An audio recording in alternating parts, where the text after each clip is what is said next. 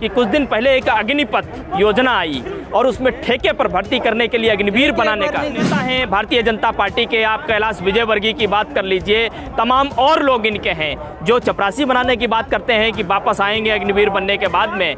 तो हम 4 साल के बाद में भारतीय जनता पार्टी के कार्यालय में चपरासी बनाएंगे। मैं कैलाश विजयवर्गीय को, इनके तमाम अन्य और विधायकों को मेरी तरफ से एक ऑफर देता हूँ, आप आइएगा, मेरे घर के बाहर एक चपरासी की जरूरत है। कैलाश विजयवर्गीय आपको भी हम नौकरी पर रख लेंगे, जितनी बोलोगे मुंह बोली आपको तनख्वाह है। मैं कह रहा हूँ ये देश हमारा, ये दिल्ली हमारी, ये सड़क हमारी, ये संसद भवन हमारा, इस देश का लोकतंत्र हमारा। हम जब चाहेंगे, जिस समय चाहेंगे आंदोलन करेंगे। इस देश की व्यवस्था हमने जिनके हाथों में दी, यदि वो देश की व्यवस्था का संचालन ठीक तरीके से नहीं करेंगे, उनको इस व्यवस्था से जिस तरीके से हमने पहुंचाया उसी तरीके से उखाड़ करके फेंकने का भी काम है। इनके अमृत काल में जो 20 काल चल रहा है उसका सबसे बड़ा उदाहरण, एक तरफ नरेंद्र मोदी जी लाल किले के ऊपर खड़े होकर के महिलाओं के सम्मान की बात कर रहे थे, दूसरी तरफ एक तरफ ये महिलाओं के सम्मान की बात कर रहे थे, दूसरी तरफ बिल्किस बानो एक 5 महीने की गर्भवती महिला के साथ 10 से ज़्यादा लोगों ने रेप किया और उनको छोड़ा जाता है।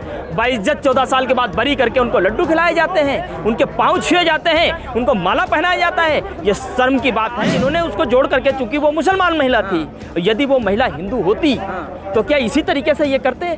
मैं आपको स्पष्ट तौर पर यह कहना चाहता हूँ कि इस देश में हिंदू और मुसलमान करके धर्म अधर्म की परिभाषा सिखाते सिखाते लोगों में इतना जहर भर दिया है कि ये स्त्रियों का सम्मान करना ही भूल बैठे हैं।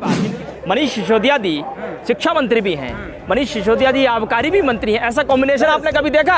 एक शिक्षा मंत्री, एक आबकारी मंत्री, एक शिक्षा के मॉडल को दुनिया की पटल पर ले जाने की बात करता है, वही शिक्षा मंत्री कहता है बच्चों तुम दारू पियो। 21 साल तक पीने की उम्र थी, बोले 18 साल की कर दी, अब खूब पियो।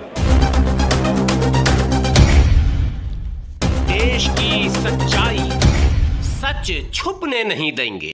मेरा नाम गोपाल तिवारी है। आज मैं संसद मार्ग पर हूँ। यहाँ पूरे हिंदुस्तान से, देश के कोने कोने से, देश के अन्नदाता, देश के धरतीपुत्र यहाँ पर पधारे हुए हैं और सीधा और साफ संदेश है, मैं कोई बात ना घुमाते हुए सीधा और साफ संदेश ये है कि 11 तारीख को जब इस देश का नहीं बल्कि विश्व का सबसे बड़ा महाऐतिहासिक आंदोलन हुआ और जब ये मोर्चा खाली किया गया, कुछ शर्तों पर खाली किया गया और वो शर्तें सरकार की तरफ से उन्होंने वायदे पूरे करने के लिए एक लिखित में प्रस्ताव दिया था, लेकिन उस प्रस्ताव को पूरी तरीके से नामंजूर करते हुए इस सरकार ने इस देश के किसानों के साथ वादा खिलाफी की। हम बार बार याद दिलाते आए हैं, लेकिन हम तब तक चुप थे जब तक ये सिर्फ किसानों से लड़ाई लड़ रहे थे।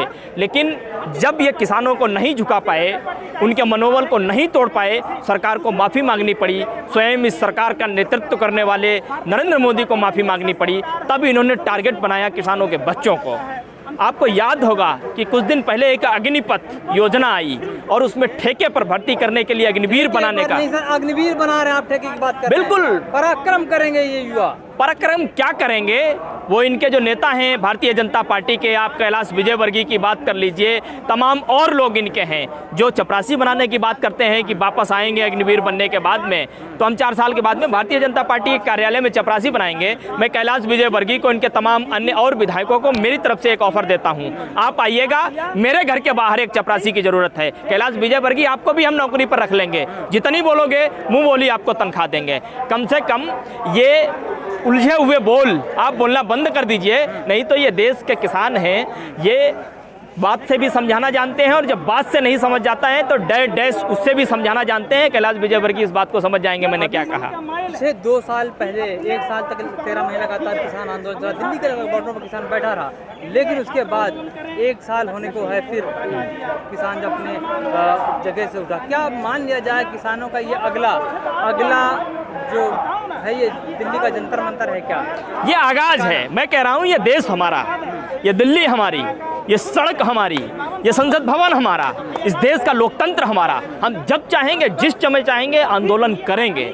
इस देश की व्यवस्था हमने जिनके हाथों में दी, यदि वो देश की व्यवस्था का संचालन ठीक तरीके से नहीं करेंगे, उनको इस व्यवस्था से जिस तरीके से हमने पहुंचाया उसी तरीके से उखाड़ करके फेंकने का भी काम करेंगे। आप कह रहे हैं ठीक तरीके से नहीं कह रहे हो, कह रहे हैं हम विश्वगुरु बना रहे हैं इस देश को। बिल्कुल ठीक कहा आपने। आज इनके 8 साल के राज करने के बाद भारत विश्व गुरु तो नहीं बन सका, लेकिन विश्व गुरु की उपाधि जरूर मिल गई है। और ये बात ये भली भांति जानते हैं किस तरीके से अभी बीते कुछ समय पहले किस तरीके से 15 से ज़्यादा देशों ने भारत को माफ़ी मांगने के लिए मजबूर किया। आपको याद तो होगा, ये विश्व गुरु की उपाधि नहीं होती है, ये एक विश्व गुरु के एक बहुत बड़े गैर जिम्मेदाराना रवैये की एक सबसे बड़ी एक प्रतीक और निशानी होती है, जिसकी वजह से हमारे इस देश को शर्मसार होना पड़ा, देश के लोगों को शर्मसार होना पड़ा। सर, अमृत काल में प्रवेश कर गए हैं हम। अमृत काल में आपने देखा नहीं, प्रधानमंत्री ने देश का अमृत युग चल रहा है, अमृत काल में हम प्रवेश कर गए। बिल्कुल सही कहा आपने। इनके अमृत काल में जो 20 काल चल रहा है उसका सबसे बड़ा उदाहरण, एक तरफ नरेंद्र मोदी जी लाल किले के ऊपर खड़े होकर के महिलाओं के सम्मान की बात कर रहे थे,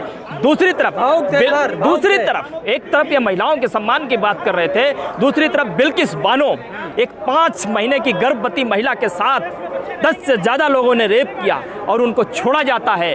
बाइज्जत 14 साल के बाद बरी करके उनको लड्डू खिलाए जाते हैं, उनके पाँव छुए जाते हैं, उनको माला पहनाया जाता है। ये शर्म की बात है। नरेंद्र मोदी में अगर थोड़ी सी भी नैतिकता, क्योंकि ये 2013 से पहले बड़े नैतिकता का पाठ पढ़ाते थे, बड़े सिद्धांत बड़े उसूलों की बात करते थे। अगर इनमें उसूल और सिद्धांत और नैतिकता है तो इनको अपने पद से इस्तीफा दे देना चाहिए। अर्पण कर रहे थे वो कौन है? उसमें भारतीय जनता पार्टी के 5 लोग हैं जिन्होंने उनको बाइज्जत बरी करने के लिए अपीलें की, और तमाम ऐसे लोग हैं जो बीएचपी से, विश्व हिंदू परिषद से सीधे ताल्लुक रखते हैं। उन्होंने खुद जाकर के, मैं नहीं कह रहा, उन्होंने खुद जाकर के अपने वो कार्ड दिखाए हैं कि देखो मैं उससे ताल्लुक रखता हूँ। मुझे खुशी है इस बात की, क्योंकि इस देश में, और आज इन्होंने उसको जोड़ करके, चूंकि वो मुसलमान महिला थी, यदि वो महिला हिंदू होती तो क्या इसी तरीके से ये करते?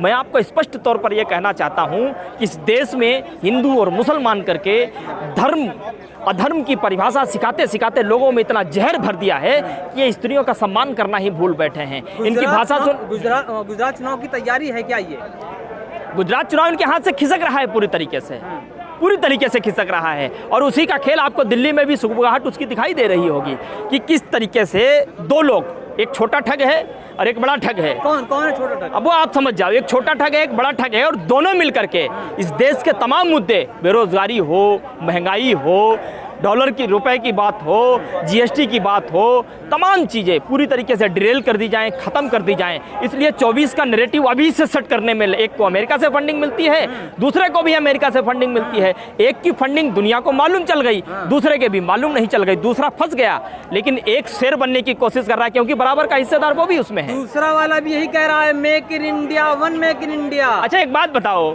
ये ईमानदार तो मैंने सुना है, कट्टर ईमानदार क्या होता है? ये जैसे कट्टर हिंदू नहीं। आप समझो, एक क्या कर रहा है, एक गुजरात में जहरीली शराब पिला करके लोगों को मार रहा है, दूसरा जगह जगह ठेके खुलवा रहा है, मंदिरों के सामने, स्कूलों के सामने बच्चे उतरते हैं बस से, माँ बाप उनके साथ में बच्चों को लेकर के उतरते हैं, सामने ठेका खुला होता है। आज दिल्ली में ये हालत है। हमारे देश के यंग बच्चे जो देश का भविष्य हैं, भारत के कर्णधार हैं, वो 3-3 बजे तक रात में पबों में हैं, उनको छूट दी गई। आप देखिए, राजीव गांधी ने 18 साल की उम्र में वोट डालने का अधिकार दिया, केजरीवाल ने 21 साल से 18 साल उम्र कम कर दी, बोले खूब पियो। ये कौन सा काम कर रहे हैं? देश के भविष्य की कौन सी रचना कर रहे हैं? आप देखिए 21 से लगा रहे हैं सर आप। अरे वो तो उन्होंने खुद अपने मुंह से बोला है, मैं क्यों आरोप लगाऊंगा? ये पब्लिक डोमेन में उनके सारे स्टेटमेंट है। आप बताइए ये कौन सी नैतिकता है? दूसरी बात, मनीष सिसोदिया जी शिक्षा मंत्री भी हैं, मनीष सिसोदिया जी आबकारी भी मंत्री हैं। ऐसा कॉम्बिनेशन आपने कभी देखा? एक शिक्षा मंत्री, एक आबकारी मंत्री, एक शिक्षा के मॉडल को दुनिया की पटल पर ले जाने की बात करता है, वही शिक्षा मंत्री कहता है बच्चों तुम दारू पियो।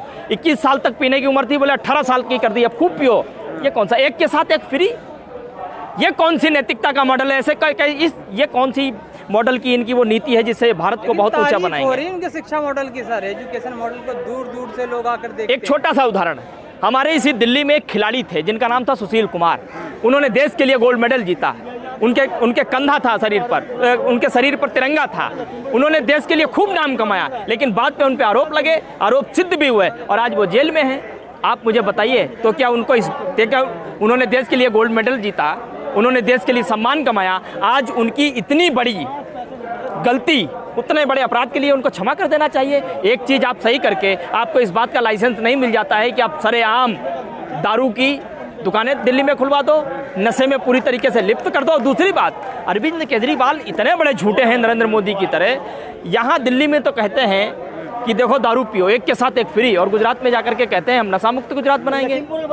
जिस तरह से अभी किसान तो यहाँ पर लग रहा है कि इसको अपना अड्डा, दूसरा अपना ठिकाना बनाने वाले, क्या ऐसा महसूस हो रहा है कि ये अड्डा नहीं है, यह आज आगाज है। और आगाज इस बात का है कि इनके मंत्री पुत्र जिस तरीके से लखीमपुर में किसानों को पूरी तरीके से गाड़ी के नीचे रौंद दिया और आज तक सरकार उस पर बेखबर है, उस चीज को गिरफ्तार किया गया था सर, उन्हें गिरफ्तार कब किया गया? जैसे दामाद गिरफ्तार किए जाते हैं ना रेड कार्पेट बिछा करके, उस तरीके से उनको लेकर के जाया गया, वीआईपी उन्हें ट्रीटमेंट दिया गया। इस देश की जनता ने देखा, ये टीवी भूल गई, ये सरकार भूल गई, लेकिन ये किसान नहीं भूले, ये आज भी नहीं भूले हैं, ये कल भी नहीं भूलेंगे और भूलने देंगे भी नहीं। ये यही बताने आए हैं। और आने वाले समय में इस देश में उस 380 दिनों से भी बड़ा इस देश में आंदोलन होगा, जिसके लिए सरकार हमेशा तैयार है। जब यूपी चुनाव हो रहा था तो लखीमपुर खीरी का जिसे आप दोषी बता रहे हैं, टेनी खुद एक मंच पे मौजूद थे और अमित शाह भी वहाँ पर थे। अमित शाह कहते हैं दूर दूर तक कोई अपराधी नजर नहीं आता। इसको कहते हैं बेशर्मों की टोली, झूठों की टोली। नरेंद्र मोदी तो जब उद्घाटन करते हैं किसी एक्सप्रेस वे का, उद्घाटन करने के 4 दिन बाद ही एक्सप्रेस वे अपना ही वजन नहीं ढो पाता जमीन के अंदर। इतने बड़े झूठे, इतने बड़े जुमलेबाज, मुझे लगता है इतिहास में इतना बड़ा जुमलाबाज कोई न पैदा हुआ न पैदा होगा। ये आप देख लीजिए सर, राजस्थान के अंदर भी एक 7 साल के बच्चे अंदर मेघवाल के बिल्कुल देखा, जो मार दिया गया, पानी के घड़े को छू दिया गया। ये सबसे बड़ा प्रमाण है पिछले 8 सालों में जिस तरीके से जाति धर्मों में इस देश को बांटने का प्रयास किया गया, तोड़ने का प्रयास किया, उसका ही प्रतीक है। आज राजस्थान में आप देखिए उस बच्चे ने क्या गलती की थी, उस बच्चे ने पानी ही तो पिया था। और आजादी का 75वां अमृत महोत्सव मना मैं रहे इसीलिए हैं। कह रहा हूँ, आप देखिए अगर आज़ादी के 75 साल के बाद इस तरीके की मानसिकता है कि एक घड़े से पानी पीने पर बच्चे की हत्या कर दी जाती है, इसका मतलब ये है कि इस देश का प्रधानमंत्री बिल्कुल विफल है और इतिहास में उसको सम्मान की दृष्टि से नहीं बल्कि अपमान की दृष्टि से देखा जाएगा। उनको सम्मान नहीं मिलेगा जिसके लिए उन्होंने तमाम कोशिशें की। ठीक, थैंक यू।